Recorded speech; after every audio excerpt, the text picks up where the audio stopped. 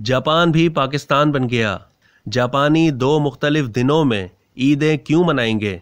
Japan में शवाल का चांद तो नज़र आ गया, लेकिन पाकिस्तान की तरह जापान में भी 2 मुख्तलिफ दिनों में ईद उल फितर मनाई जाएगी। जिस तरह पाकिस्तान के दीगर सूबे के लोग 3 मई को ईद मनाएंगे, तो वहीं खैबर पख्तूनख्वा में 2 मई को ईद मनाई जा रही है। बिल्कुल इसी तरह जापान में भी शहरी 2 मुख्तलिफ दिनों में ईद मनाएंगे। जापान की मरकज़ी रोयत हिलाल कमेटी के चेयरमैन मौलाना सलीम उर रहमान के मुताबिक जापान में ईद का चांद नज़र आ गया है, लिहाजा पीर 2 मई को जापान में ईद उल फितर मनाई जाएगी।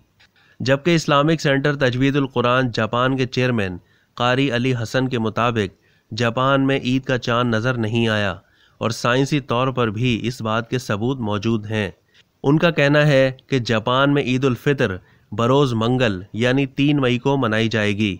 इस तरह जापान में इस साल मुस्लिम कम्युनिटी 2 मुख्तलिफ दिनों में ईद मनाएगी।